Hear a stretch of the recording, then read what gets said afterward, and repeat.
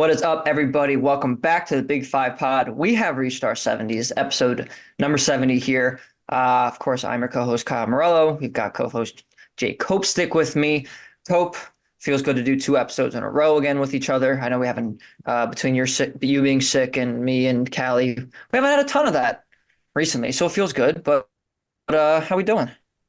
Yeah, we're doing well. It's cold outside. I was working today. Did not have a snow day, unlike most of the kiddos around here. I Hmm. went to work today, worked out in the elements. My toes are kind of defrosting a little bit, but regardless, we got a big weekend of hoops coming up. Even with the snow outside, you just mentioned every single team in the Big Five this weekend, Kyle, with the exception of Salle, doesn't play until the 23rd against Dayton. Is at home. Yes, How about that? yes. It's crazy. It is crazy, which we will obviously bring you here in short order. Cope, you do not have quick hitters today, as you mentioned to me right before we were about to record. It's too much snow on the ground for us to go very quickly. So if we can't provide you with the quick hitters because of all the elements and obviously the lack of things happening midweek here, we're just gonna move past it, and that's okay. We can run the break next time, because we got some things to get into. So why don't we start that right now? All right. So on Thursday night, Drexel played a game that we previewed on our last episode, playing Monmouth. And Cope, this game turned to be a bit of a battle here. In fact, Drexel did not have their first lead until under 10 minutes to go in the second half. I believe it was about 9:40 something. Um, and they ended up winning the game 78-74 over Monmouth. They battled back. Amari Williams, listen, the man's a machine. If he's not the front runner for CAA Player of the Year, he's certainly going to be among them. 21 points, 11 boards, 6 of 8 from the field. Oak also had a good game, 17 points on 2 of 5 from the field, 12 of 12 from the line. I feel like you don't see that very, very often, especially in the college game. Maybe Joel Embiid likes to, work his way into some free throws there, but to see it in the college game is pretty interesting. And then Kobe McGee off the bench, 12 points on 5 of 10 from the field. Cope, this was, as I said, definitely a battle. Um, they were tested. They were down a lot of the game. They came back even late when Monmouth was trading buckets with them. They ended up sticking it out. They ended up winning this game by 4. Uh, some big shots were hit down the stretch, especially when Monmouth was hitting shots of their own. And now they're 6-0 in CAA play, and they're firmly top of the conference. What do you make of this one on Thursday night at the DAC? Yeah, this was absolutely huge. We've seen Drexel with a couple blowouts here. They blew out Hampton. They blew out William and Mary. They beat up on the teams that they should have, like I've referenced before. But in a game where, and Monmouth is solid. They're way better than they were last year. Monmouth has a win over West Virginia. This is still a solid team, and with a damn good score in Xander Rice, who came into this game averaging almost 30 points a game in his last 3 games. He did have 22, 27, excuse me. But they made him work for every bucket. He was 8 of 22. Sorry, that's where I got mixed up. He was 8 of 22 from the field. They made him work for every bucket. A lot of contested looks late that didn't go down for him. But the rebounding and the defense never let up for them. Shooting is not going to be there all the time. They have Mateo Cruz, who's been very, very good lately. You mentioned like the 12 and 12 from the line. He made a couple threes this game. Like they have Luke House, obviously that can shoot, but the rest of this team, it's not there all the time. But they destroyed Monmouth on the glass. That's how you're going to win. 43-28. 20 offensive rebounds in this game, Kyle. 20. That's how you win a game when you're not making shots. When you're not making your threes, you're hitting the glass, you're making the other team work. That's how you're going to win. So the resolve of these guys, the defense, the rebounding, that's what got them in here. And you mentioned some big shots down the stretch. How about Justin Moore? 2 of 13 in this game, but when they needed to have it, rose up and hit a three-pointer for them to give them a lead late in the game that they would never let up from there. And then Amari Williams didn't have an answer for him. They did not have anybody that was remotely close to stopping him. 6 of 8, 21-11, like you mentioned. Only had one block, but Kyle, this block was so good it should have counted as 2. Yeah. His defense, that block, and that was not. I said to my brother, he was in the game. He was in my living watching me, and I said, "Hey, that's not a block. That's a swat right there." He didn't just get a couple fingertips and deflect that. He deflected that. He swatted that ball out to the 3-point line. There's a big time block for him. They didn't have an answer for him down low. He was grabbing boards. And the thing that's crazy about his defense is when he is to defend a pick and roll, like there was multiple times where him just being in the area of guys, in the paint, when he stunts at you, you don't want to rise up for a jump shot in the paint. You don't want to try a floater on him. He makes you think twice about everything and it jumbles up your offense. His defense, like the play that he made the block on, he defended a wraparound. He jumped up. Somebody made a wraparound pass. He didn't jump to foul somebody. He stayed on his feet, stopped the layup attempt, and then was able to go block that shot. Like his the sequences that he had on defense, and not just the shot blocking, but how he makes people timid and how he makes people second guess themselves and slow down on offense for the opposition is absolutely huge. So a really really good win for them. They're going to be at home against Delaware, who's going to be competitive in this league, is going to give them another close game. But come back like this on a night where shots weren't falling shows you how good this team can be, why they're the top of this conference, why they can make the tournament. Yeah, and to that point as well, I also want to go back to the rebounding real quick. Uh, those kind of things are, obviously they're not going to compete for an NCAA championship. For a CAA championship, those are championship level things. And the one thing with the rebounding I wanted to mention was just the effort. I mean, it wasn't just like they were rising so far above everybody. Maybe Mario Williams was because he's the exception, but they were they were getting effort rebounds. Like sometimes the ball would go into a Mama's player hand and they would just poke it away and they would get it, or they'd rip it out, or they would just dive on the floor and get it. Like those are the kind of championship efforts that you really love to see, and especially in a game where they really did have to battle, which they haven't had to do lately. To your point, it's something that's incredible to see, and it gives me a lot of confidence in this team as they continue on conference play. Um, but that's all the preview or all the recaps we have. It was a very light midweek here in the Big Five. So why don't we get right into some of these games? And you know what, Cope? Why don't we start with those Drexel Dragons again? Since we were just talking about them. You mentioned the Delaware game. Delaware is coming to the DAC at 2 p.m. on Saturday to face the Dragons, who, like we have mentioned, have not lost yet in CAA play. The Drexel Dragons team, like Monmouth, feisty. They're right there in the middle of the pack of the CAA. Definitely have a chance to keep climbing. They've gotten off to a good start so far. I'm not 100% familiar with this Delaware team. Maybe you can help me out in that regard, but from what I've seen from them doing a little bit of research, it does seem like that they are a feisty team, and this is going to be a tough matchup for Drexel. What do you think? Yeah, no, 100%. They're 11-7 on the year. They have a win at Xavier, who's now surging. So yeah, they're a really good team all around. I think Martin Inglesby is a damn good coach with what he's got there, and they have a damn good player in Jair Davis. Averages 18 and a half points, 7.2 rebounds a game, and over a steal. He's going to be their main guy. He's kind of like a big four. You can play down low a little bit, even at 6'7". Really strong guy down there. So it's going to be a battle down low between him and Amari Williams. Obviously, at 6'7", Jair Davis isn't going to be able to really stop Amari Williams, in my opinion. So I really like Delaware in this game. They bring in a transfer, Daryl Drumgoole Jr. from Albany, who's the second leading scorer on this team. Pretty good three-point shooter, a little over 36%. And then how about this guy? The guy who leads Delaware in rebounds. Can't believe this guy is still playing college basketball, but he's a former LaSalle guy. How about Christian Ray? He's in his fifth year. Was always a guy who was undersized, listed at 6'6", 210. Even as a forward like that, always can rebound well. Always is a spectacular rebounder. Tough guy, tough, strong guy that could stick his nose in there and rebound. They're going to give him a fight. Offensively, they don't turn the ball over much.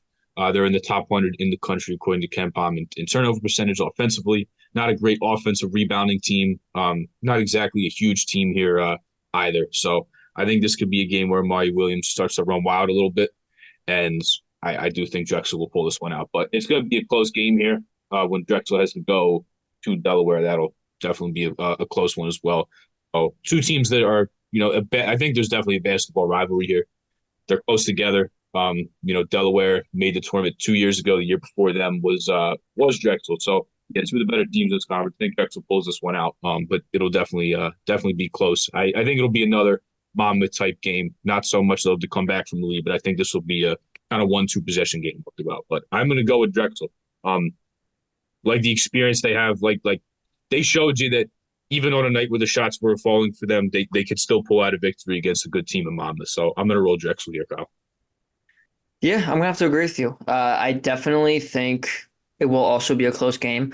Hopefully, the script isn't the same where they don't lead for three-quarters of the game. Hopefully, they can definitely establish themselves and get into more of a rhythm in their shot making this time. But I agree. I think it'll be a close game, probably within like three or so possessions, but I do think Drexel wins this game, and they'll continue their perfect play so far in the CAA.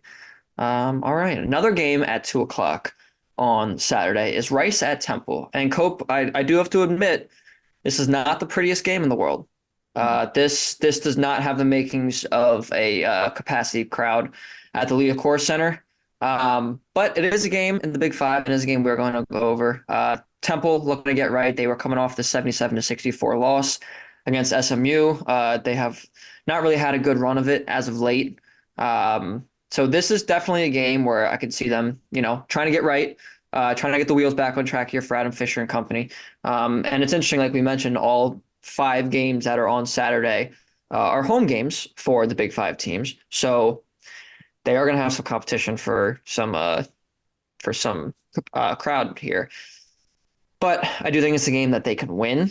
Rice is not very good. They're at the bottom of the American 0-4, 6-11 on the year. Um, you know, Especially at the Leocore Center.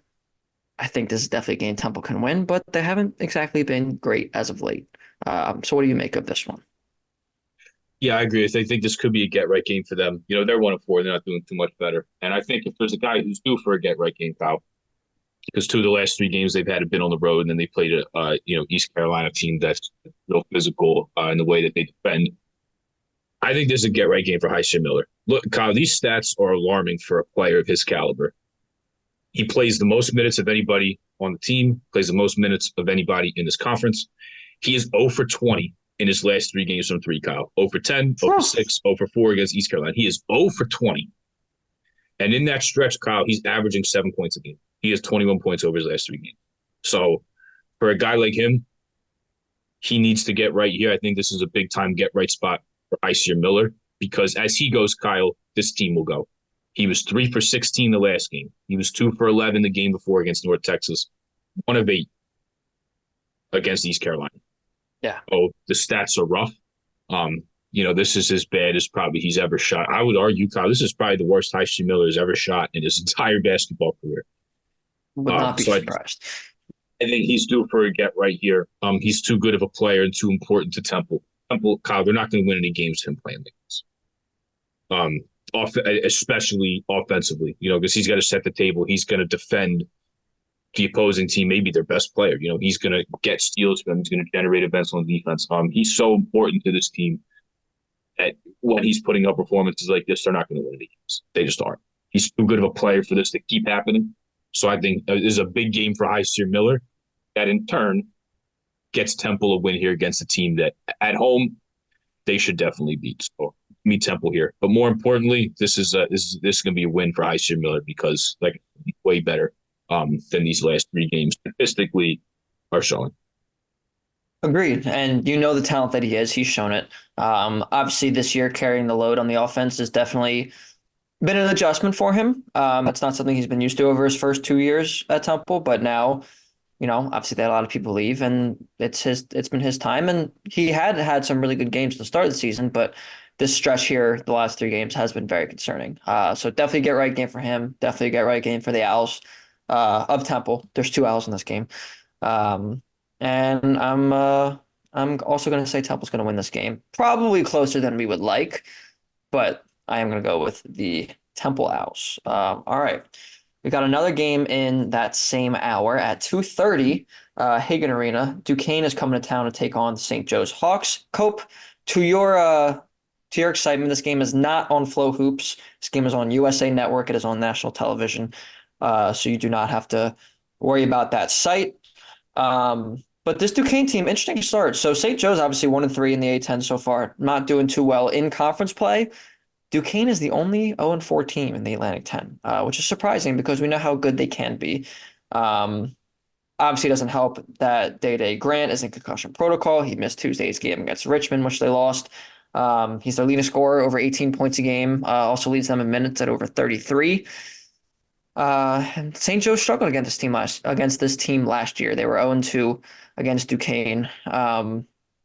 But this is a new year. It's a talented team. They're at Hagan Arena. I also think this can be more of a get right game. Obviously, St. Joe's beat LaSalle, and that was one of the get right games for them as well. But I definitely think, even though I think this Duquesne team's talented, I also think St. Joe's is in a good position to take home a victory here. What do you think? Yeah, I'm definitely going to agree with you here. St. Joe's, the interesting thing about them is, and Billy Lang mentioned this in the press conference when I was there on Monday against LaSalle. Like they've been outplayed in the three losses. They've been outplaying those teams for a vast majority of the game. They just couldn't close. So against a team that's winless, that might be without Day Grant, one of the best scorers in this league, obviously the best on this team, maybe one of the best in the country. Playing that many minutes, like when you lose a guy like that, you're not the same team at all. But they need a win real bad. They need a win real bad after being a surprising team last year. To drop to 0-5 would be a real crusher since they're the only winless team, like you said, left in the A10. So yeah, I think this is a game where Joe's bounces back here. They start to string together some wins. They have a very tough schedule coming. Real tough, real tough schedule in conference play. They're going to see Salle again soon. They have Dayton coming up. They have to play against Bonaventure. I want to bring their schedule up here, Kyle, just because this is a real make or break stretch here, because I thought the first three games they had were quote unquote not necessarily easy ones, but that St. Louis and that Rhode Island game, like they have to have. I thought you could definitely pencil that in as a win. But home against Duquesne, at UMass, who's been a surprise. They have to go to they have to go to Olean and play against Bonaventure. Then they're home against George Mason, who's been probably the surprise of the league, to be quite honest with you. Yeah. They have LaSalle again, which for whatever reason, it's always a game for the most part. And this next time at Tom Gola will probably will be. And then they got to play at home against Dayton. That's got a 21 next to their they've since jumped into the top 25. So really tough stretch coming here. Without Day Grant, I think there's a surefire win, but I think they start to string them together here. It just comes down to if they can make shots. That's what it's going to be night in and night out. Their variance is up and down with if they're going to make shots or not, but I think they will here, especially if Day Grant doesn't play. I think they get win number 2 in conference, and then start to stretch. We're going to find out a lot about them, but we'll see. I will take St. Joe's, and I will be there, Kyle. I will have some live coverage. I'll have boots on the All ground. right. I'm going to weather the snow. Drove into the city, found a parking spot on Penn's campus. And they're not going to ticket me for this one. I hope not. But yeah, I will brave the conditions, and I will be at Hagan Arena Saturday with some boots on the ground. Well, we love to see it. Definitely drive safe or Uber safe, however you're getting there. Um, yeah, I mean, my thing is, I don't know without Day Grant if Duquesne's offense can keep up with St. Joe's, but also St. Joe's sometimes is a little leaky from the 3-point line. So that's a cause for concern. But overall, I do think they are the more talented team, especially if Day Grant doesn't play. And I will be taking the Hawks in this one. And hopefully you are seeing a victory from them on Saturday. All right. Now we're going to move on because we've got Harvard coming to town to take on Penn at the Palestra. And this has been an interesting stretch for Penn. One-on-one in conference play. Obviously, they're without Clark Slacker right now. They probably will be, as we've mentioned, for another month or so. We'll see what happens there. Harvard, though, also similar record-wise overall, but they're 0-2 in conference play. They're very similar teams in KenPom. Penn's 175, Harvard's 214. And Harvard has a very, very interesting player that we haven't really talked about yet, so we're going to talk about him a little bit now. Malik Mack averages almost 19 points a game, 4 assists. He's a freshman, which is definitely something very interesting. I feel like you don't see a ton of freshmen have that much of an impact on Ivy League teams here early in their careers. But he did miss a month, nearly a month, due to mono. And he's returned, but they lost both of their conference games, as I just mentioned. So this is going to be an interesting one for sure, and especially without Clark Slacker, you add in Mack in the scoring. I'm not so sure how this will go, so I'm going to defer to you first before I make my prediction. What do you see in this Harvard-Penn matchup here? Yeah, so I mean, you mentioned Malik Mack, not a very big guy, young guy as well, but man, he packs a punch scoring. And if you like freshmen that can score the ball, you're going to like this game, because on Penn's side, obviously with Tyler Perkins, Stan Brown has been shooting the light. There's a bunch of young players that can score in this game. But yeah, this Harvard team, kind of a down year for them, I would say. 9-6, but actually have a win against UMass, but they're 0-2 in conference, where they got smoked by Princeton away, which I guess isn't shocking. But it's not going to rebound the ball well. They don't force turnovers on the defensive end. They're going to play pretty fast on offense. But yeah, with Malik Mack, I mean, if he's tearing people up, they're definitely have a chance in this game. But this is more so for Penn State. Very good at home last year in Ivy League play. I believe their only loss at home was to Princeton. They beat everybody else when they had to come to the Palestra. So a good team at home here, even without Clark Slacker. I think these freshmen bounce back a little bit here, and Perkins and Sam Brown and these guys have a good scoring game. I'm going to take Penn in this one. I mean, Docker, I'm probably just going to take all the Big Five teams.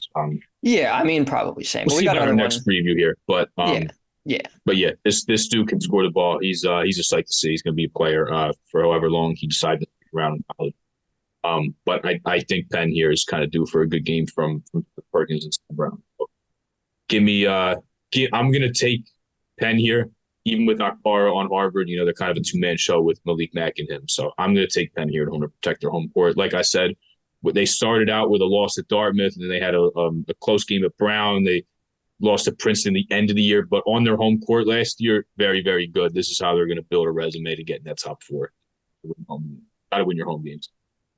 yeah, yeah. Got to win your home games for sure, especially at, as we know, is a extremely historic venue.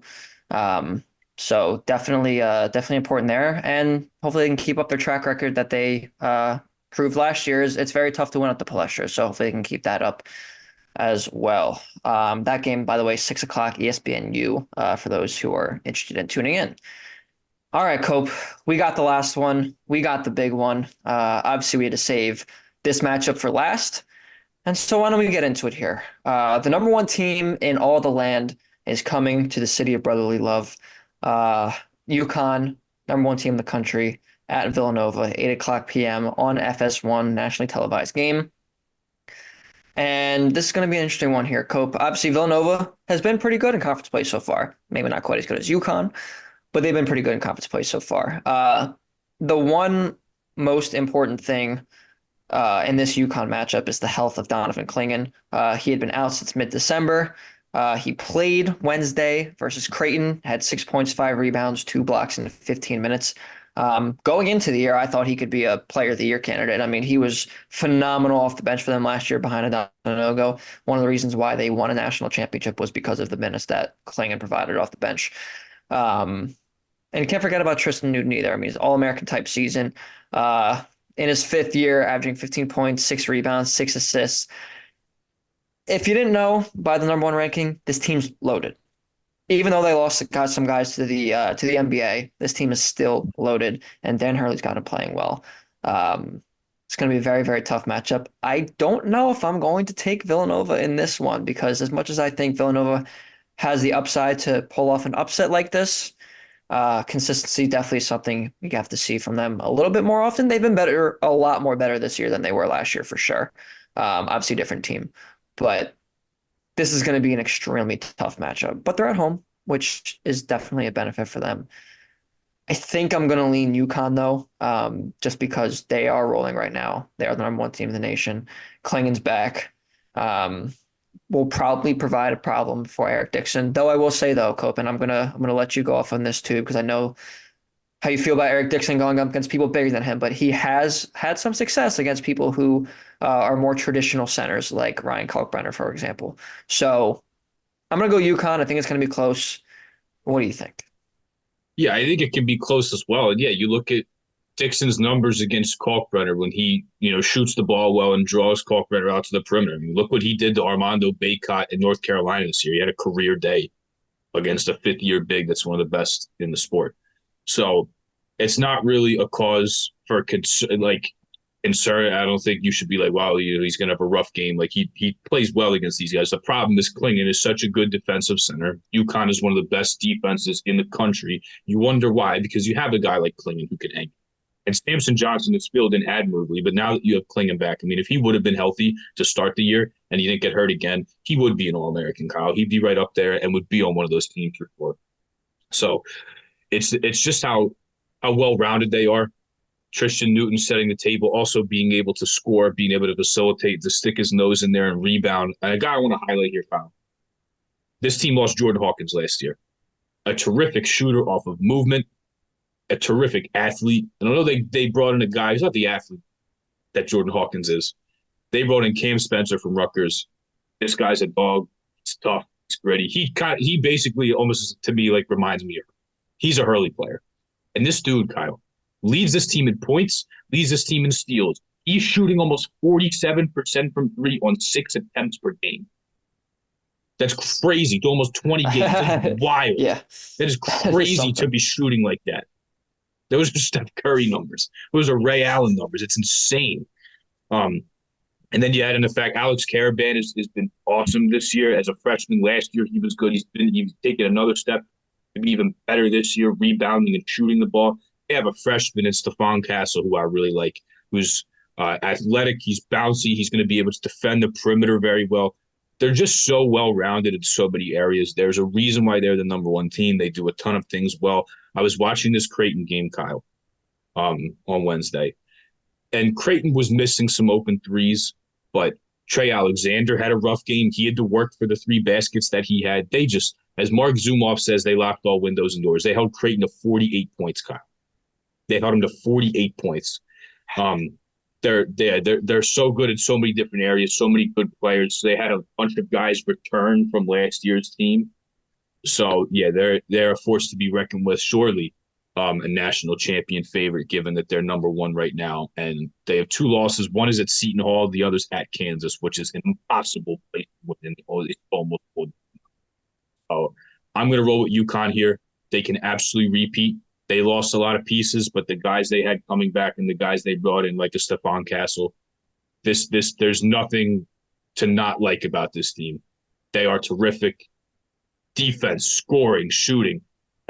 They almost, they have as close to having it all as you can have, Kyle. So I'm going to roll with UConn here. The Big East is a tough conference. They're going to drop a couple games here and there, but man, this team is good. They are really, really good. So given that, Villanova probably wins this game, but I have to give UConn the shine. They are spectacular. They're a very, very good team. Yeah, they're loaded, as we were saying, but it's going to be a very, very good game. I don't think, UConn definitely, especially, last year, obviously we saw in the tournament, different team this year, like we were saying, but they do have a tendency to blow teams out. They play that way where they can just suffocate you, and they have the scoring capabilities to just make it impossible to come back. I don't think that's how this game goes. I think this game will be a lot closer. Ultimately, I do think UConn ends up winning, so I guess that's where we disagree here a little bit. The one game we've disagreed on here on this episode. We agree to disagree. That's okay. It's okay. Obviously, we want Villanova to win, but this is going to be a tough matchup for them. And you know what? Villanova fans shouldn't be upset or concerned if they lose this game. Maybe if they get blown out, blown out. But this is a good team. This is a really, really good team. So Mm-hmm. it's going to be a very interesting matchup there. And that is all we have for this episode here. Cope, any final thoughts here before we sign off?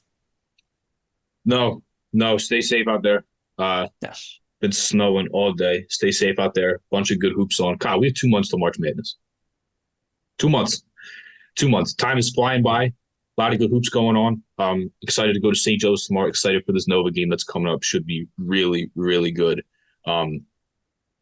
They hope, and I don't know. You know what Nova should do? They just had $2 beer. Coincidentally, first time in almost 20 years that UConn had the number one next to their name. They decided to pull out the $2 beer. Maybe Yep. we should do that Saw for Wells that. Fargo.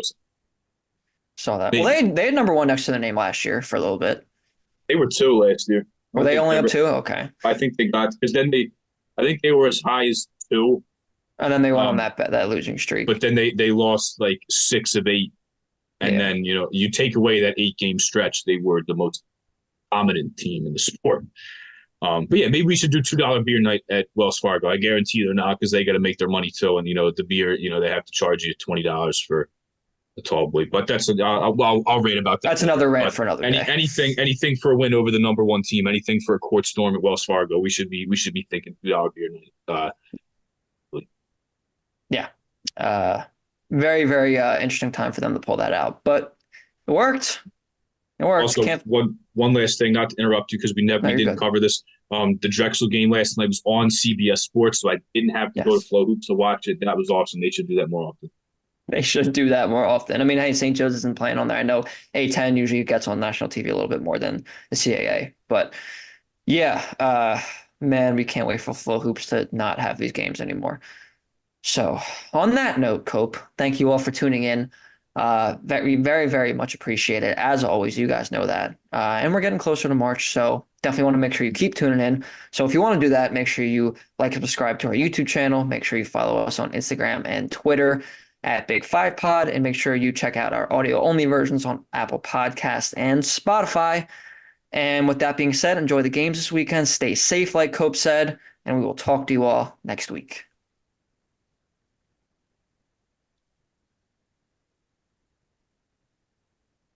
You got to stop it. Oh, you're right.